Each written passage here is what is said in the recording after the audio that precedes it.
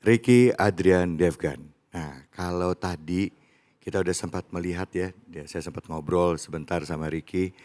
Ricky ini dulu saya lihat sering sama-sama Bobby Tince ya. Iya, Ya, itu kalau ngelihat sekarang tampilannya ini kan pakai baju formal ya Bu ya. Ricky, ya, ini kan ada, ini saya ngomong ya, saya nggak ngomongin tentang profesinya atau apa, tapi betul kita bicara tentang yang tahu diri kita tuh cuman kita, betul ya. Orang ngelihat dari luar, ya. betul Pergolakan dalam batin juga cuman kita. betul. Kalau saya boleh tahu sama Ricky ini, kita nanya-nanya dikit ya. Eh, Sejak kapan sih Ricky ini apa namanya dari mulai dulu ikut sama teman-teman ya, dandan Ya, kayak gitu segala macam, terus berubah gitu. Sejak kapan? Tahun berapa? oke, bismillahirrahmanirrahim ya. Saya mungkin berterima kasih dulu Mm-mm. karena ini aku ngerasa adalah golden ticket ibu-ibu. Golden, oke, Ya golden ya ticket ya. banget karena ternyata benar banget ketika aku memperbaiki hidupku apalagi aku dekat dengan Allah ya. Mm-mm. Ternyata ya dibimbingnya langsung sama Allah tuh dengan Habib-Habib, ustazah-ustazah Masya dan Allah, diundang di sini Masya juga Allah, Masya Allah banget. Masya Allah, Masya Allah, Masya Allah. Jadi dulu tuh aku tuh dulu mungkin kalau zamannya sosial media tuh terkenal dari Instagram. Oke, Terus aku tuh dulu biasanya kontennya tuh dandan cowok dan cewek. iya iya Kalau benar. viral-viral ibu tahu itu Nah, zaman-zamannya dulu Kak Ria Ricis, Kak iya Yoga Rizona, iya. ada aku juga yang lagi viral. Heeh, Nah heeh. akhirnya kesini-sini kan ada TikTok dan Mm-mm, kebetulan aku di-invite juga sama Kak Bobby Tince mm-mm. dulu di Golden Boys. Iya, Dulu almarhum Tata Dado kan dulu Tata sempat Dado. jadi Oh ikut Golden Boys. ikut juga di situ. Aku generasi kedua. Oh generasi keduanya, Dan oke. Heeh. kita dan aku keliling Indonesia alhamdulillah banget Mm-mm. dengan show-show, dandan seperti perempuan itu, pekerjaan sih. Suatu Oke, pekerjaan, namanya oke iya. dan acara ulang tahun, wedding Mm-mm, gitu mm-mm, mm. dan, ya qadarallahnya, menyenangi ya jadi aku bekerja itu dulu di hotel sudah 7 tahun, Mm-mm, tapi saya, double job. mm-mm, Jadi, kalau di hotel dulu di Kemayoran aku kerja, masuk malam mm-mm, jadi resepsionis, mm-mm, itu pulang jam 7 pagi bahkan kadang kalau ada ke Kalimantan, mm-mm, ke Medan atau ke luar kota lah ya mm-mm. itu biasa aku izin sama duty manager Heeh. karena ada flight pagi jam 3 pagi jadi aku bayar. Ya Nyogok manajer Allah. aku untuk, aku bisa flight karena memang, job itu ya Masya Allah banget dulu dulu, disenangi lah, digemari gitu. Iya. Sempat menjadi selebriti ya Oh yang ya. dinamakan dulu namanya tuh mungkin kalau, zaman sekarang tuh dibilangnya model androgini. Jadi satu Iya gender androgini, iya. bisa 2 kepribadian, Iya iya iya iya kayak iya iya gitu. iya androgini. Jadi androgini itu Bu, itu istilah, jadi dia cowok tapi bentukannya tampilannya kayak perempuan gitu, Ya, itu androgini. Istilahnya gitu ya? betul bisa Saya sok-sok update nih Beb. Masya Allah. Istilah Baru anak-anak tahu zaman saya. sekarang itu luar binasa. Ricky, kalau kita ngomongin dalam konteks agama ya, betul agama manapun dan secara sosial kita mengenal itu ya laki-laki dan perempuan. betul. Laki-laki ya sama perempuan, perempuan ya sama laki-laki. Laki. Ada juga tapi loh dalam kehidupan nyata ya, Ya, yang perempuan suka sama perempuan, ada nggak Bu? Ada. Laki-laki suka sama laki-laki, ada nggak? Ada.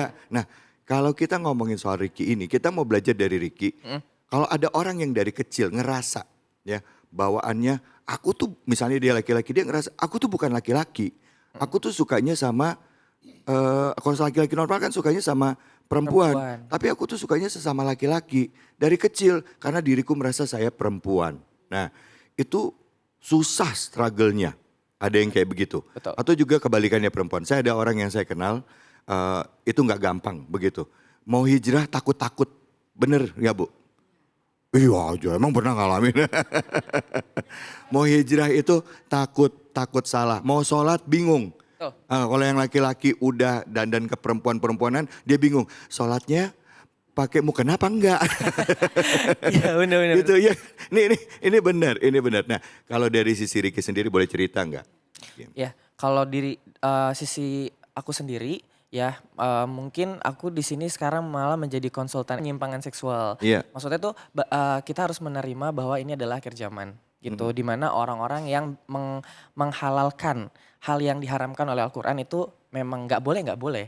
Dulu mungkin memang aku bilang enggak lah ini buat kerjaan kayak gitu-gitu. Tapi untuk sekarang aku lebih oh nggak bisa. Ternyata setelah aku kaji lagi dengan Al-Quran, setelah aku dibimbing juga banyak ustadz-ustadz, ternyata wah aku salah nih gitu. Jadi kalau buat pandanganku sekarang ya gitu, banyak orang tua kita nggak pernah tahu anak-anak kita itu menyimpang ya perilaku seksualnya, terus mereka tidak berani mengakui yang Iya. banyak yang cerita sama aku. Mereka berkomunikasi denganku, sharing denganku, konsultasi denganku. Nah ini juga mungkin bismillah ya buat ibu-ibu, bapak-bapak gitu ya. Kalau misalkan memiliki anak yang mungkin introvert, memang mungkin tiba-tiba dia tidak punya pasangan atau kok susah sekali untuk nikah, kita tanya dulu gitu. Apakah perilakunya menyimpang tapi jangan dikeluarkan dari kartu keluarga.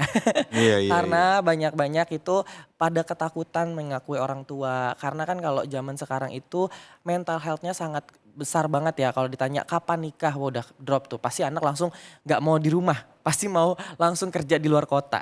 Iya, iya, Karena iya, iya, takut iya. itu Iya, iya, iya, gitu. iya, iya. Jadi kalau aku sendiri memang dulu ya mungkin aku adalah salah satu ini ya maaf korban pelecehan Jadi awal seksual. mulainya Ricky ini waktu kecil itu pernah menjadi korban pelecehan seksual. Iya, pelecehan Oke, ya seksual. terus? Dan aku tuh di situ mungkin ini juga ya buat ibu-ibu juga mungkin kalau punya anak laki-laki atau perempuan juga itu karena memang pelecehan seksual ini itu cuman pendukung aja. Sebenarnya itu aku tidak menyalahkan orang tua, tapi karena aku ini adalah anak angkat dari keluargaku yang sekarang, dulu karena aku kembar. Hmm, Jadi aku kembar ini cewek dan cowok. Yang hmm, cewek alhamdulillah sudah menikah, sudah punya anak dan aku diangkat oleh keluarga Jawa mhm, mhm, gitu. Nah cuman karena ibuku saking sayangnya dulu ingin mengambil anak perempuan karena mhm. aku asli orang Jonggol ya. Iya, Heeh, oh, dan ternyata ibuku tuh pengen mengambil anak perempuan karena nikahnya itu butuh wali asli bapak kandung. oke. Jadi bersepakat untuk ambillah aku gitu. Dan akhirnya saking ibu aku cinta jadi itu senang aja gitu ibu aku kalau aku didandanin kayak cewek. Maksudnya kayak baju cewek Oh kayak dari kecil orang tua sudah maksud mendidik. Ibu heeh, aku saking cintanya ngedidik kayak nggak boleh main sama anak cowok karena kalau anak cowok itu kan kasar. iya, iya. Jadi mainnya tuh BP-BPA, main congklak, main Barbie gitu. Oh, Kan kalau ini kalau ibu-ibu pasti pengalaman kan ibu-ibu ratiban, kondangan gitu ya. Nah, aku tuh suka ikut? ikut gitu. Terus Oh, karena aku dulu kecil juga korban bullying juga. Kayak bullying, bully oh juga. Jadi sekolah, tuh oke. kena mental aku juga, aku kena korban bully, dilecehin, terus ditabok, ditonjok dari situ. Jadi akhirnya dan bapakku juga, beliau sangat sayang denganku.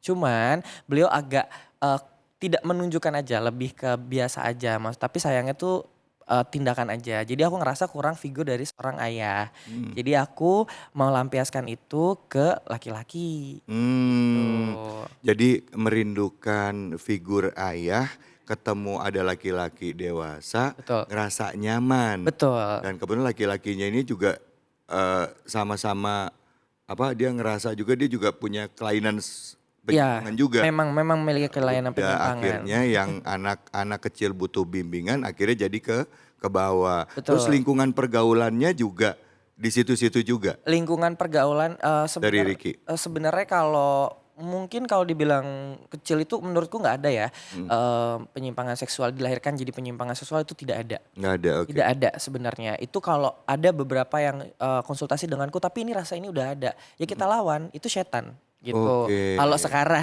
kalau Mhm, dulu aku malah mengikuti. Tapi oh, kalau misalkan ada juga faktor dari lingkungan, ada lingkungan, juga dari broken home, ada juga yang tersakiti. Mungkin kalau laki-laki tersakiti hati karena wanita, pelampiasannya ke sesama itu bisa terjadi. oke. Gitu. Kalau aku dulu sendiri memang pendukungnya adalah aku korban eh, Pelecehan, pelecehan itu akhirnya aku ngerasa, loh kok aku malah makin tersakiti tapi kesini makin dewasa makin nyaman gitu. oke. Hmm, Baik, Ibu, kita belajar dari Ricky, bukannya kita coba bongkar aib, tapi kita coba cari tahu.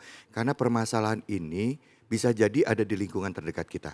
Bisa jadi anak kita, bisa jadi tetangga kita, bisa jadi keponakan kita. Karena anak-anak zaman sekarang mereka itu cenderung nyaman dengan diri sendiri, ya kan?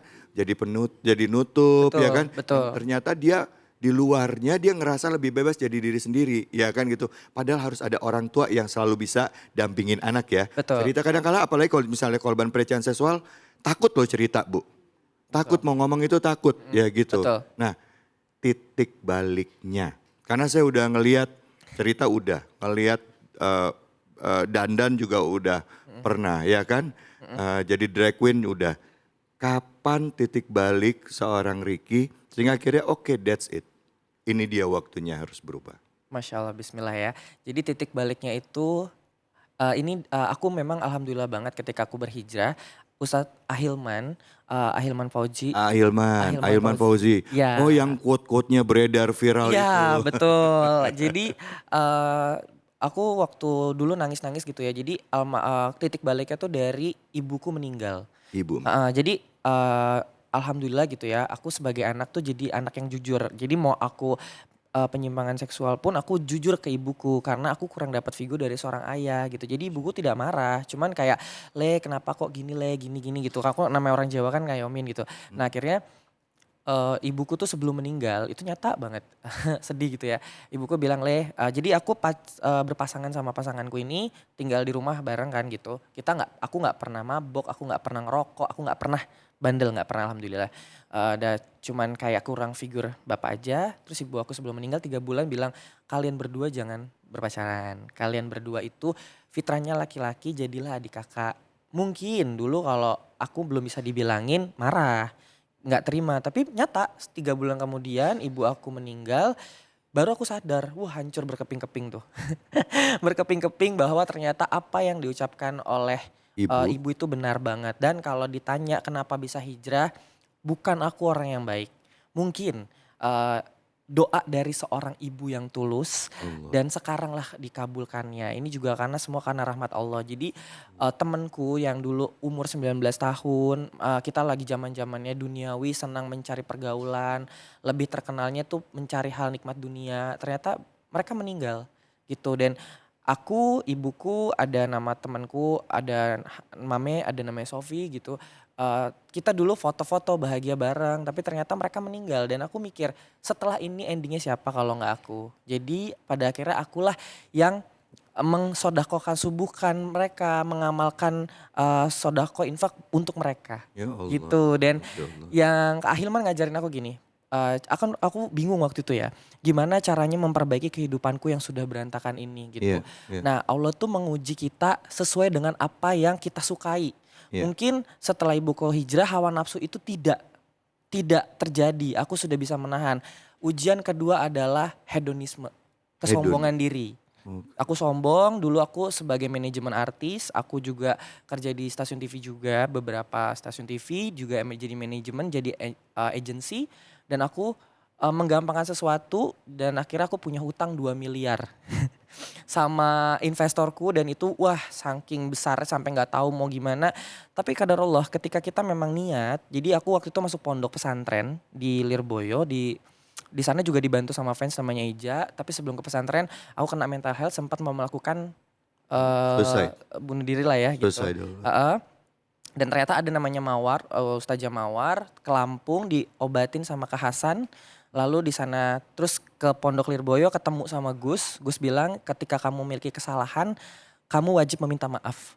Akan dibukakan rezeki, kamu akan terbuka. Dan itu benar, nyata kebuka. Minta maaf ke siapa? Kenapa? Minta maaf.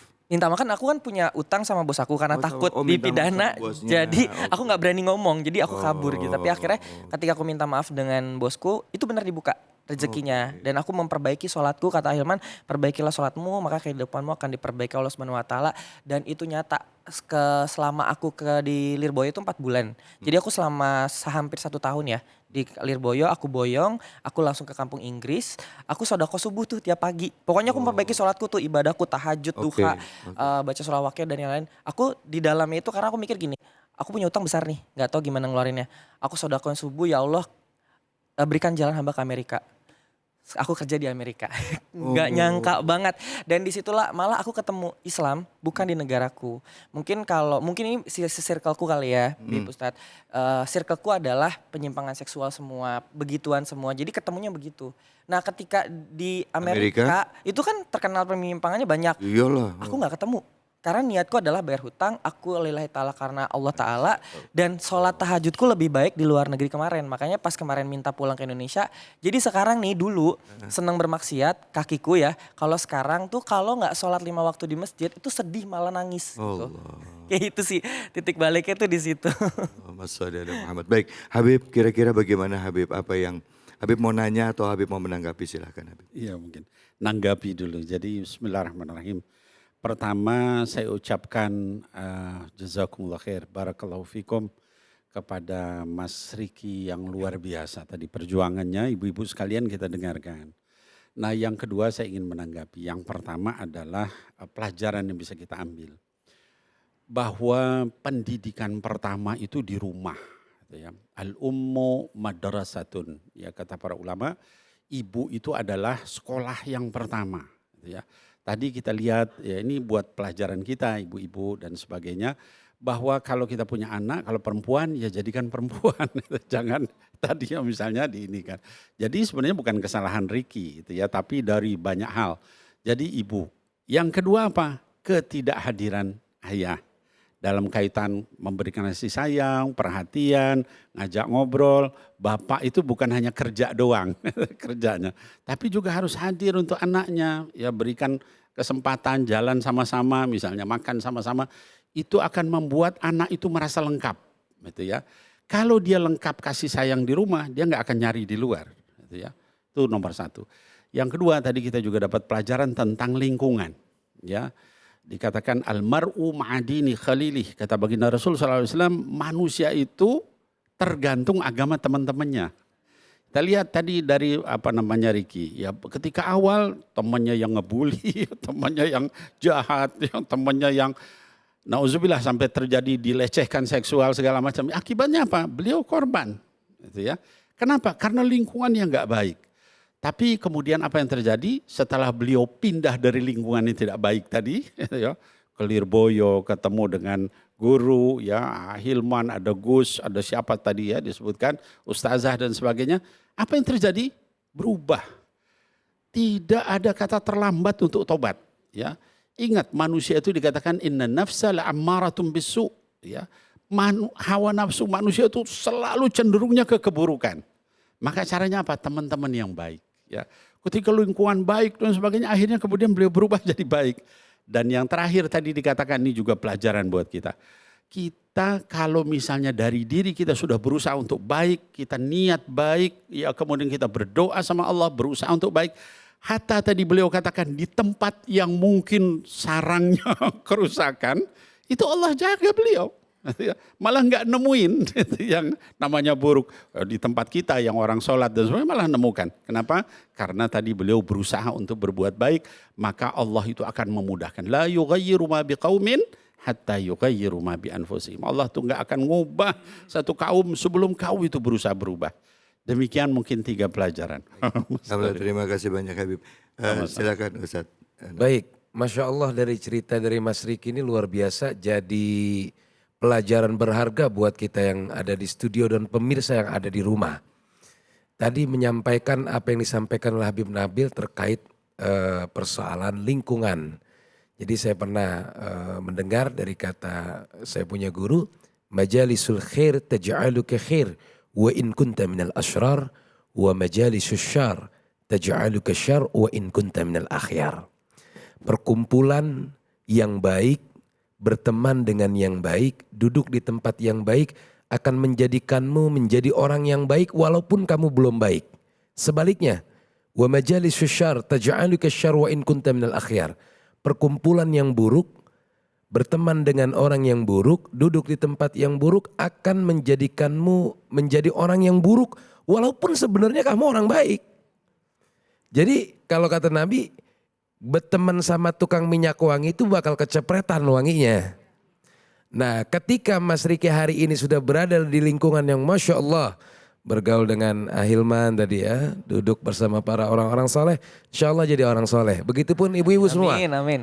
yang punya anak ya, ya harus benar-benar dididik dengan baik.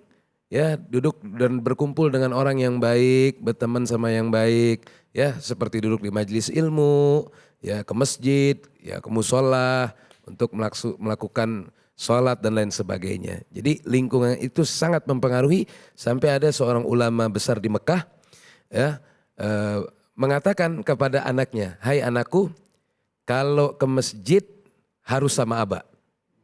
Dan dari rumah ke masjid itu tangannya selalu dipegang sama abahnya, sama ayahnya. Ya, jadi kamu nggak boleh pergi ke masjid sendirian, harus sama abah. Kata anaknya, loh kan pergi ke masjid, Mbak. Masjid kan baik, masjid kan bagus. Apa kata abahnya? Kata ayahnya, bukan ke masjidnya, tapi dari rumah ke masjidnya yang abah khawatir. Sampai saking takutnya dia begaul tuh sama orang yang mungkin di tengah jalan, dari rumah ke masjid ketemu sama seseorang yang mungkin gak baik, itu sampai saking takutnya. Itu sampai anaknya kalau mau ke Masjidil Haram itu selalu dipegang sama ayahnya. Selalu dipegang sama ayah sampai khawatir. Kalau nanti gak dipegang dia pergi sendirian. Nah dari rumah ke masjidnya tuh khawatir ada sesuatu yang membuat akhirnya dia nanti terkontaminasi dari hal-hal yang negatif. Kira-kira begitu Mas David. Baik, alhamdulillah. Terima kasih banyak Ustadz Nawawi, Habib terima kasih. Untuk Riki. Ya. Riki terakhir nih sebelum saya tutup. Untuk hijrah kita tahu itu niat awal. Betul. Tapi untuk mempertahankannya gak gampang. Betul. Ya. Sekarang gimana cara mempertahankan? Artinya kan pergulatannya ya, ada naik ada turun. Gimana caranya supaya bisa melawan rasa di dalam hati. Buat yang nonton nih kalau punya pengalaman yang sama Ya. bisa belajar dari Riki. Apa yang harus dilakuin? Ya bismillahirrahmanirrahim. Jadi yang susah itu kan selalu dibilang istiqomah ya. Gitu. Nah aku dapat doa istiqomah juga dari Ahilman. Terus ketemu juga sama Ustadz Hanan Ataki, Ustadz Zawoki juga. Jadi yang menurutku ya Bu, ini sih sepengalamanku setelah aku berhijrah ya. Iya. Jika sholat sudah menjadi kebiasaan, maka kesuksesan itu udah menjadi kepastian. Jadi ketika kayak aku dulu orangnya sangat ekstrovert. Sekarang aku menjadi introvert karena apa? Menjaga hal yang tidak baik, aku itu bisa terjerumus lagi kalau aku masuk ke dunia tidak baik itu. Tapi ketika aku menjaga diriku, sekarang aku bertemu yang sesimpel-simpelnya ketemu orang yang bermanfaat, aku bermanfaat, silaturahmi, terus juga bersama saudara dengan teman-teman muslim, terus mengkaji kalau aku ke guru-guru itu ya, itu Masya Allah banget kuat di akunya dan aku sangat percaya dengan yang namanya be good unconditionally, berbuatlah baik tanpa batas. Karena dengan kita berbuat baik dengan orang lain secara tidak langsung kita berbuat baik kepada diri kita sendiri. Dan Allah akan mempertemukan kebaikan itu untuk kita. Kita sendiri Masya Allah, alhamdulillah. Hal jazaul ihsan ilal ihsan, kira-kira begitu. Kebaikan akan dibalas dengan kebaikan. Kebaikan, baik. Semoga Mas Riki ini istiqomah bisa menginspirasi seluruh anak muda yang ada di Indonesia ini. Masya Amin, Allah. amin, Amin, Masya amin, Allah. amin, amin, Luar amin. biasa. Amin. Bu, Bu, jadiin mantu, udah. Ya, jadi mantu. Ya, ibu bilang jadiin mantu. Ibu punya anak perawan katanya. Ada yang mau nanya nggak? Ada yang mau nanya nggak? Silakan. Ada yang mau tanya? Silakan. Boleh. Assalamualaikum warahmatullahi wabarakatuh. Waalaikumsalam warahmatullahi wabarakatuh. Nama saya Ibu Lia dari Jasinga Bogor. Punten Pak Ustadz, saya mau bertanya sama Mas Riki. Ya boleh Ibu. Mas Riki, apa yang menguatkan hati Mas Riki untuk menjalani kehidupan sebagai seorang yang memiliki ujian seperti ini? Oh. Terima kasih. Assalamualaikum warahmatullahi wabarakatuh. Waalaikumsalam. Warahmatullahi wabarakatuh. Ibu nanya kita nggak ngerti nanyanya apa ya tadi maksudnya. Udah ngerti ya. Oke silakan lagi. Bismillahirrahmanirrahim. Yang jelas kenapa aku bisa ujian, ini adalah ujian besar ya. Setiap manusia kan dikasih ujian besar oleh Allah Subhanahu Wa Taala masing-masing ya. Ibu, aku nggak mau kita bangga sebagai anak muda di akhir zaman ini membanggakan kemaksiatan gitu dan Tapi kita nggak pernah tahu almarhum orang tua kita di sana tuh tersiksa karena ulah anaknya sendiri. Jadi ketika aku hijrah gitu ya, aku janji sama ibuku, ini kisah nyata ya. Jadi walaupun beliau orang tua angkat bukan orang tua kandung, beliau meninggal di Bogor. Jam 8 beliau meninggal, aku lagi pulang. Aku datang jam 9. Ini nyata banget. Itu rumah sakit itu beliau itu menunggu aku di rumah sakit. Dan itu masih segar badannya. Dan aku bilang, "Bu, Ricky sangat bukan anak yang baik, anak yang durhaka. Ricky sudah melakukan penyimpangan seksual, tidak mau dengar apa ucapan ibu. Jika ibu mau memaafkan saya, tolong kasih tanda." Saya nggak tahu tanda apa. Dan ternyata ibu saya sudah tidak bernyawa, tapi dia masih mengeluarkan air mata. Dia masih mengeluarkan air mata dan dia masih mengeluarkan ingus. Dan disitulah saya memeluk beliau. Dan qadarallahnya lagi ketika di Bogor itu lagi jalannya lagi macet, aku nggak tahu siapa itu orangnya. Dia itu membimbing mobil jenazah ke rumah itu, dan setelah lagi keramaian kita tidak ada kemacetan karena ada seseorang itu, aku nggak tahu itu kayak rezekinya Allah, sampai dengan pulang sampai rumah. Dan sekarang saya mau jihad karena siapa? Karena ibu saya. Karena saya ingin bilang ke bapak saya yang masih sehat, dan bapak kandung saya juga udah almarhum. Makanya saya selalu mensedekahkan infakan mereka, dan sahabat saya yang sudah meninggal, saya berjanji kepada mereka. Saya ingin mereka ada di surga karena saya. Bismillah gitu, dan saya juga bisa menemui mereka, dan saya tidak mau azab-azab ini, maksiat-maksiat ini mereka kena imbalannya. Itu sih. Penyesalan apa sih yang ada di dalam hati? Penyesalan apa yang ada dalam hati pada saat saya ikut ngerasain ya Bu, sedihnya gitu, ngelihat jasad orang tua yang ya kita nggak bisa, apa penyesalan yang ada dalam hati, boleh nggak share ke kita? Apa penyesalannya? Ini menurutku ya, aku pikir menjadi seorang anak muda, ketika kita ninggalin Allah itu enak, nikmat, bener. Dunia enak, aku punya apa aja bisa, makan apa aja bisa, kemana-mana. Tapi ternyata setelah aku benar-benar ninggalin Allah itu malah salah, aku nggak dapat kenikmatan itu, malah aku makin berantakan. Jadi aku sangat menyesal. Di depan jasad ibu ngomong begitu, nyeselin itu semua. Nyeselin itu semua, dan aku hijrah itu di tahun 2016. Dan ya aku tadi bilang ujian, terus kita sebagai manusia itu ketika bilang hijrah, oke hijrah. Istiqomahnya yang susah. Allah menguji lagi dengan hal yang lain. Dan aku baru banget ya lepas dan menjadi perempuan kemarin, karena alhamdulillah banget Kak Bobi Tinci sekarang udah hijrah juga. Beliau juga udah punya umroh dan haji, tour travel di sana. Jadi aku termotivasi, bos aku udah hijrah masa aku enggak gitu. Dan akhirnya yang bikin semakin aku yakin percaya kepada Allah Subhanahu wa taala ya. Aku adalah seorang maksiat tapi doaku semua dikabulkan. Allah. Disitulah kekuasaan. Jadi aku sempat marah sama Allah gitu loh. Ya Allah, jika memang Engkau nyata, kabulkanlah doa hamba. Itu benar-benar mengabulkan, tidak satu pun tersisa, dikabulin semuanya. Masya Allah. Itu yang buat aku. Ya Allah, Allah pintu ampunannya begitu luas ya Allah. Berapa banyak dosa kita tapi kasih sayang Allah jauh lebih besar. Bib, kenapa sih Bib ada orang yang curhat gitu ngomong kayak apa Ricky, ujiannya kan itu. Tapi ada orang yang ujiannya setiap hari. Kayak itu terus, udah selesai sama lagi masalahnya kayak gitu lagi, selesai gitu lagi. Kenapa ya Bib ya? Kayaknya nih Allah apa sih maksudnya kok ujiannya sama terus gitu. Baik, iya. Mas David, Mas Ricky, Masya Allah tadi apa yang disampaikan jadi inspirasi buat kita semua ya. Artinya apa? Bahwa kita betapapun jauhnya maksiat, jangan pernah kita putus asa. Jangan pernah kita nyerah. Ada tempat untuk kembali. Nah lalu kemudian tadi pertanyaan Mas David, gimana ya orang kok terus-menerus diuji. Padahal itu mungkin buat kita itulah yang paling berat. Tapi kok diujinya begitu terus sama Allah. Hal yang sama terus. Iya jadi begini, kalau kita sekolah Mas David, Iya. itu kalau kita sekolah dikasih ujian kan. Nah ketika kita dikasih ujian, kalau yang lulus diuji lagi enggak? Enggak. Enggak. Kalau yang enggak lulus, Ujian lagi ulang. harus ngulang gitu kan. Sampai apa? Sampai lulus. Sampai lulus. Nah begitupun Allah subhanahu wa ta'ala. Ini orang kalau dia belum lulus di bidang itu mungkin dia masuk neraka. Karena itu mungkin dosa besar seperti apa yang tadi disampaikan. Maka Allah begitu sayangnya sama Ricky. Ya, sehingga apa? Dikasih ujian terus menerus di bidang itu. Sampai terakhir tadi ibunya meninggal, itu titik balik beliau. Artinya apa? Begitu sayangnya mungkin hatinya hancur. Kenapa Allah menginikan ibu saya padahal saya masih mau berbuat baik. Tapi kata Allah, dengan itu kamu kembali kepada aku. Ya.